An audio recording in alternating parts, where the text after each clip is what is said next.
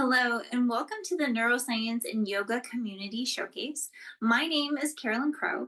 I am a yoga instructor as well as a group mindfulness facilitator. I also teach martial arts, Kung Fu, and Tai Chi.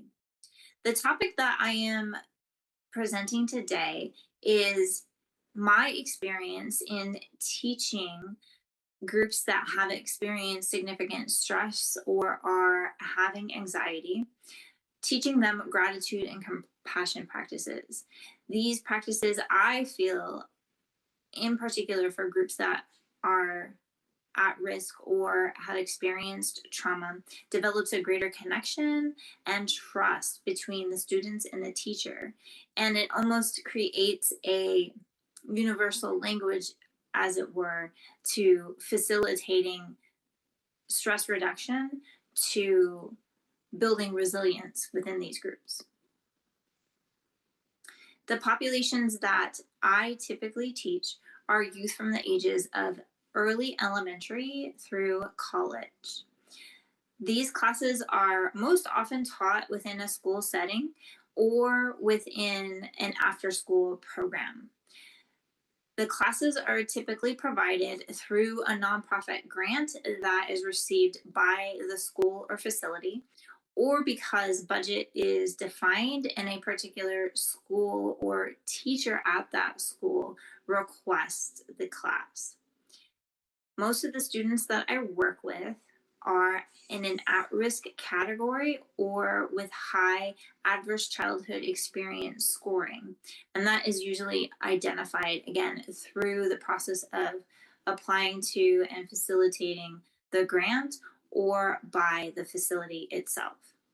Most of the classes that I work with are mixed gender, and the classes are always structured by age. My preference for hosting classes is that they be separated even at the elementary level, from early elementary to upper elementary age, middle school, high school, and then college.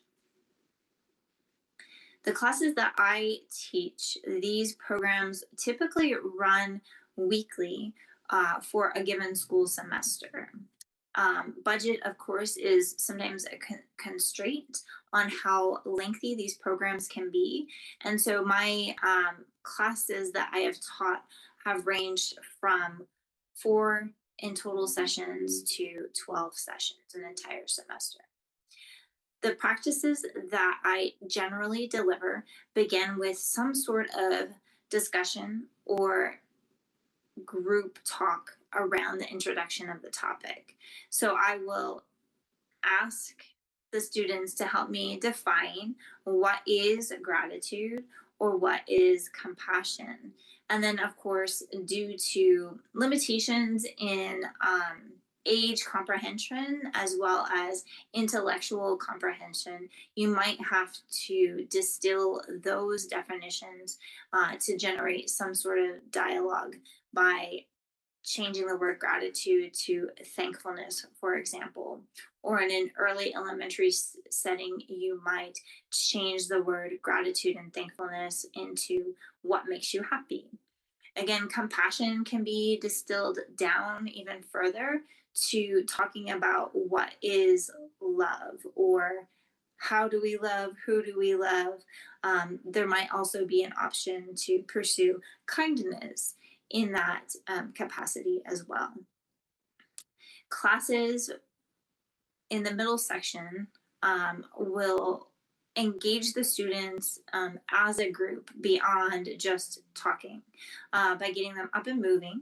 I will typically deliver a team building game.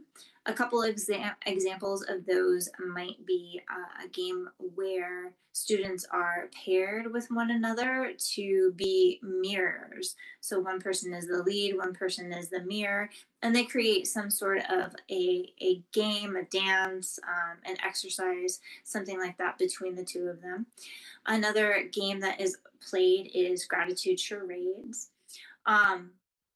Once the team building is complete, I like to move on to some sort of a structured movement that, again, is, of course, age appropriate and to the physical capability of the group. If I'm asked to deliver a yoga class, the typical yoga sequence that I teach are sun salutations. Again, you can incorporate the mindfulness aspect or the intention of the class into the sun salutation teaching. So when students reach their hands up, they might be guided to think about what they are thankful for or grateful for in the world at large. When students fold forward or take a down dog, they might be instructed or guided to think about things, qualities of themselves that they are grateful for. Again, you can also take a more simplistic approach if you're dealing with early elementary age kids, asking them, what is an animal that makes them happy? What is a thing that they do with their family that makes them happy? And changing that into yoga poses and shapes. I've also, because I have a background in Shaolin Kung Fu, incorporated specific Tai Chi or Kung Fu introductory forms into that practice, just depending on the um, interest level or style of class that's being delivered, the setting for that class.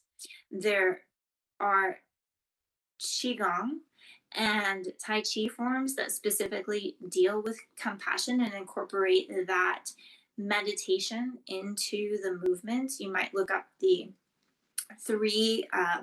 nine hearts that moves from inside to outside of the student's experience. There's also a particular qigong form that the intention of that movement is to dwell on compassion.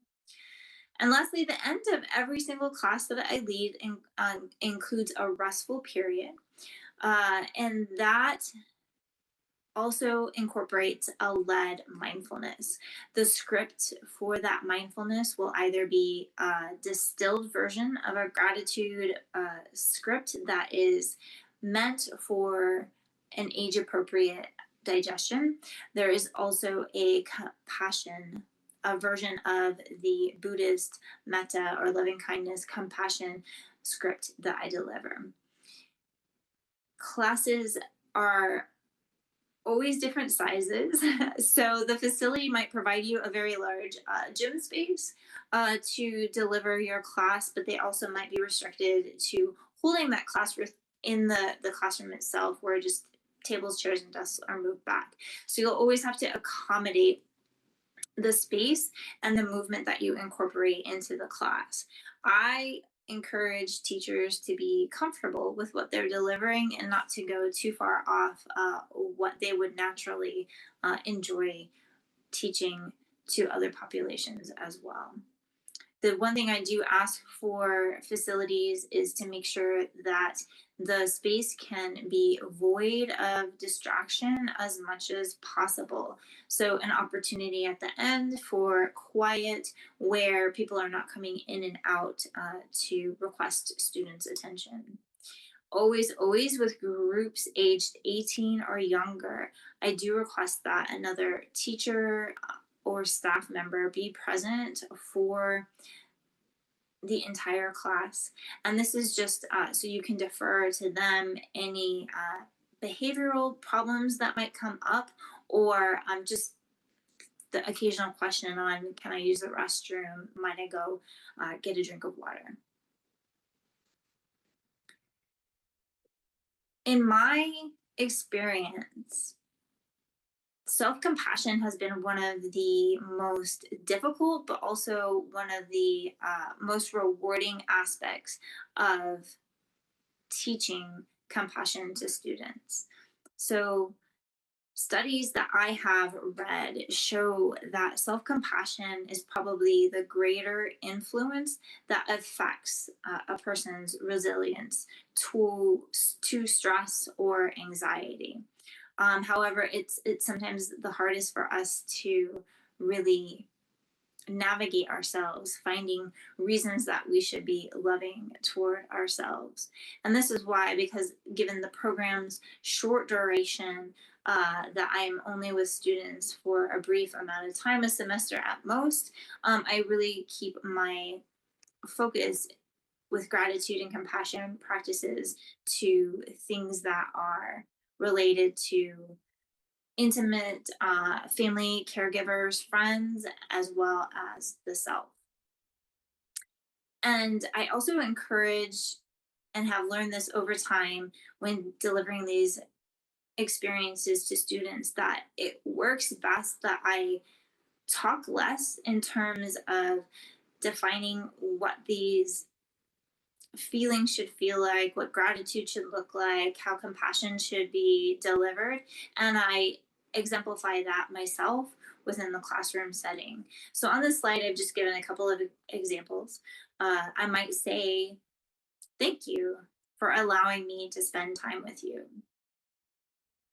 Or I'm so glad you shared that.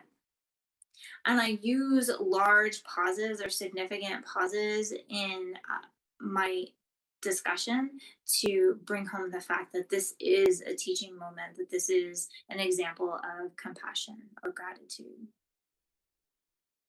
One of the reasons that I really wanted to present this topic of compassion and gratitude here in the neuroscience and yoga community is because I would like to in the future find resources so that I can collect data and quantify the immediate and long term effects of these practices. The simplicity of the practice means that I often encourage students to continue to find grateful items throughout the rest of the week, the next time we meet, to continue to repeat those scripts to themselves. But I'd like to determine whether or not that's something that is sticking with them long term, or whether I should be encouraging some of these programs to expand so that students can develop further introspection and create change through the practice.